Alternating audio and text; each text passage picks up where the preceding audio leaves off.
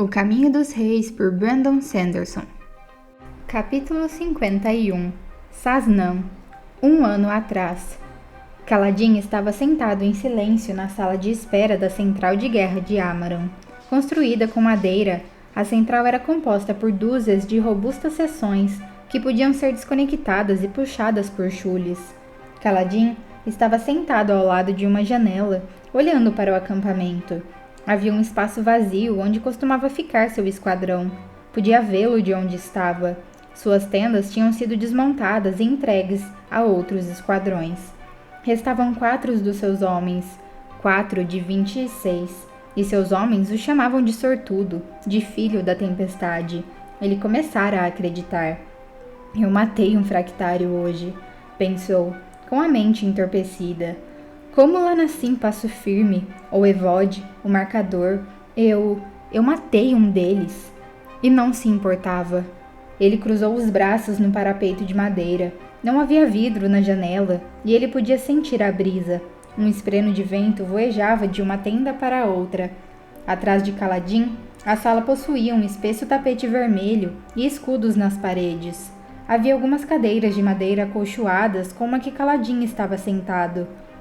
Aquela era a sala de espera íntima da central de guerra, pequena, mas maior do que toda a sua casa em Larpetra, incluindo o centro cirúrgico. Matei um fractário, ele pensou novamente. Então, entreguei a espada e a armadura. Aquilo só podia ser a coisa mais monumentalmente estúpida que alguém já fizera em qualquer reino e qualquer era.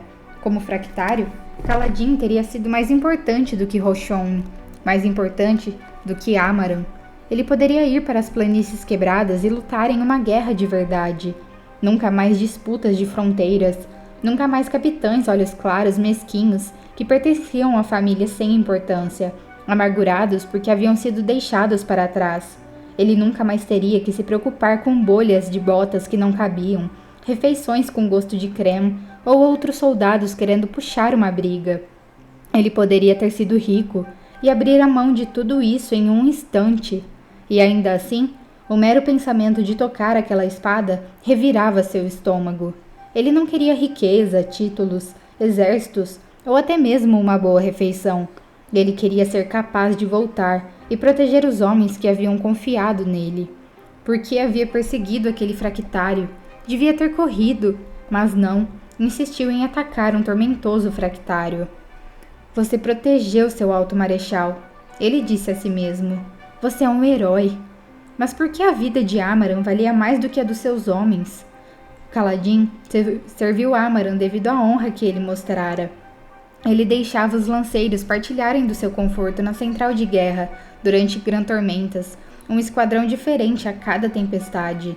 Ele insistia que seus homens fossem bem alimentados e bem pagos. Ele não os tratava como lama, mas deixava seus subordinados fazerem isso e quebrara sua promessa de proteger Tien. Assim como eu.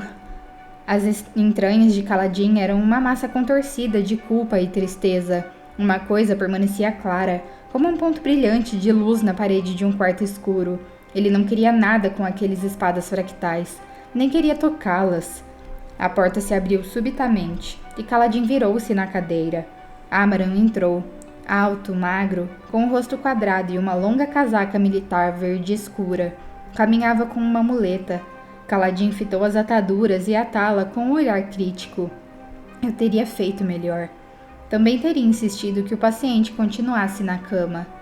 Amaran estava conversando com um dos seus guarda-tempos, um homem de meia idade com barba quadrada e trajes pretos.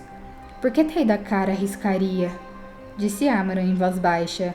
Mas quem mais seria? Os sangue-espectros estão ficando mais ousados. Precisamos descobrir quem ele era. Nós sabemos alguma coisa sobre ele? Ele era Vedeno Luminobre, disse o guarda-tempo. Eu não reconheci, mas vou investigar. Amaran assentiu, ficando em silêncio. Atrás dos dois, um grupo de oficiais olhos claros entrou, um deles carregando a espada fractal, segurando-a sobre um pano branco imaculado. Atrás desse grupo, vinham os 4 membros sobreviventes do esquadrão de Kaladin. Heb, Resh, Alabeth e Coreb. Kaladin se levantou, sentindo-se exausto. Amaran permaneceu junto à porta, os braços cruzados, enquanto os 2 últimos homens entravam e fechavam a porta. Esses 2 também eram olhos claros, mas de nível inferior. Oficiais da guarda pessoal de Amaran. Será que eles estavam entre os que tinham fugido? Foi uma decisão inteligente, pensou Kaladin. Mais inteligente do que eu fiz.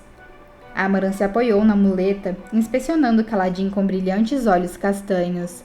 Ele estivera em conferência com seus conselheiros por várias horas, tentando descobrir quem fora o fractário.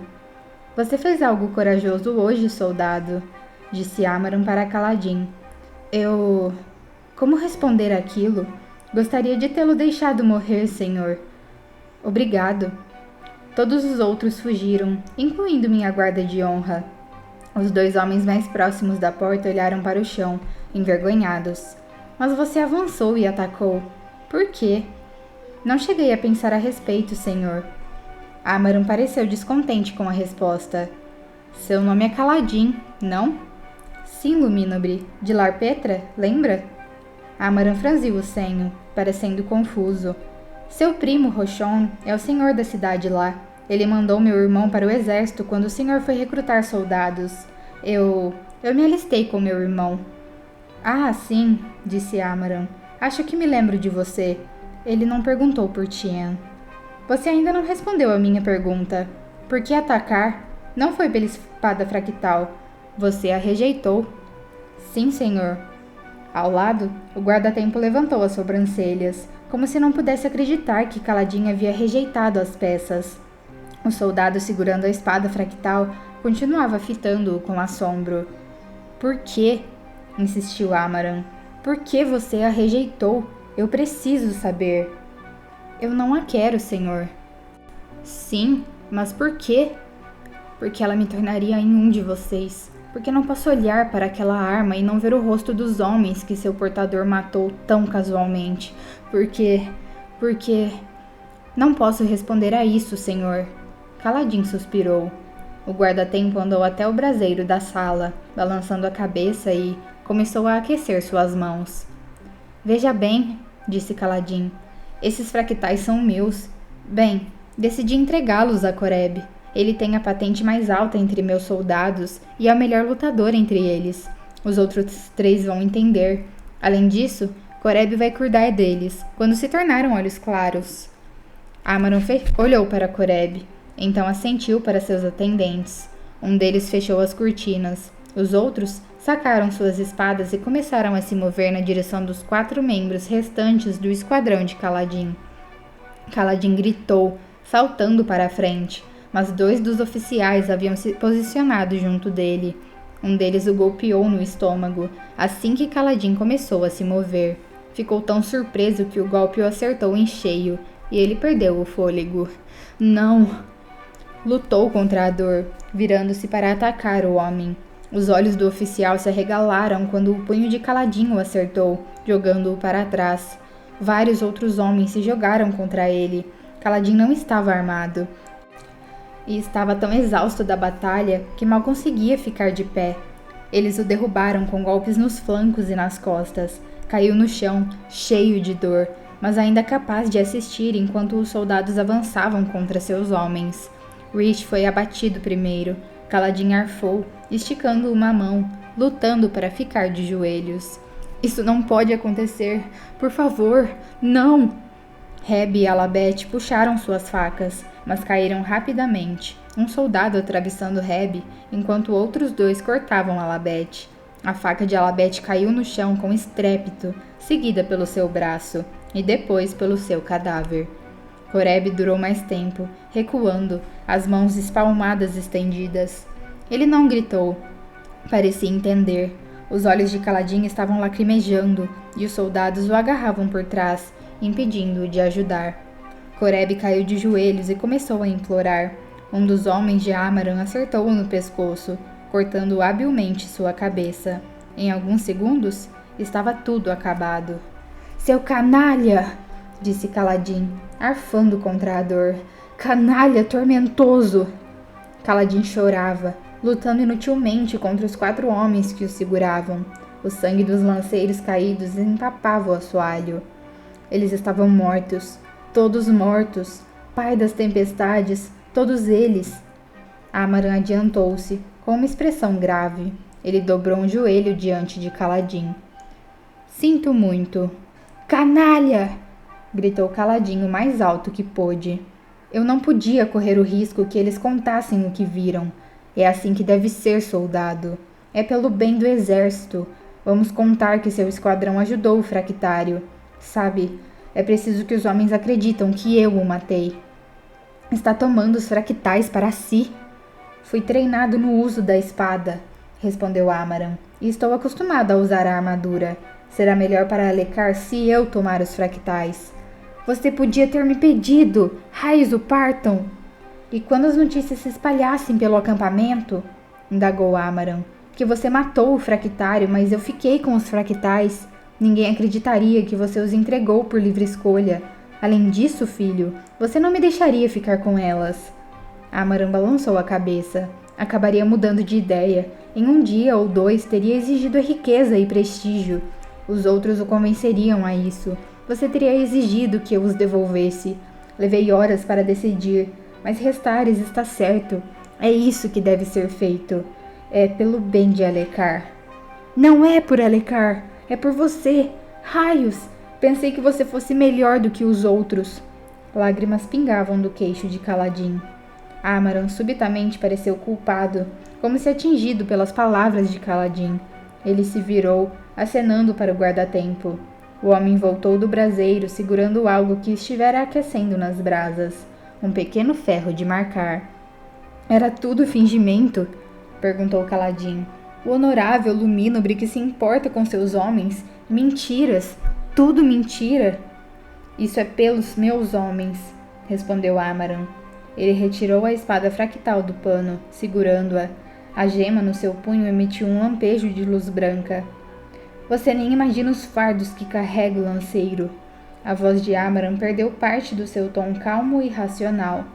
Ele parecia estar na defensiva. Não posso me preocupar com as vidas de uns poucos lanceiros olhos escuros, quando milhares de pessoas podem ser salvas pela minha decisão. O guarda-tempo foi até Kaladin, posicionando o ferro de marcar. Os glifos, invertidos, diziam Saznan, uma marca de escravo. Você foi atrás de mim, disse Amaran, mancando até a porta, contornando o corpo de Rish. Por salvar minha vida, pouparei a sua. 5 homens contando a mesma história teriam credibilidade, mas um único escravo será ignorado. O acampamento de guerra ouvirá que você não tentou ajudar seus companheiros, mas que tampouco tentou detê-los. Você fugiu e foi capturado pela minha guarda. Amaran hesitou junto à porta, apoiando o fio cego da espada fractal roubada no ombro. A culpa ainda estava presente em seus olhos, mas suas feições tinham endurecido, escondendo-a. Você está sendo exonerado como um desertor e marcado como escravo, mas foi poupado da morte pela minha misericórdia. Ele abriu a porta e foi embora. O ferro de marcar desceu, queimando o destino de Kaladin na sua pele. Ele soltou um último grito rouco. Fim da parte 3.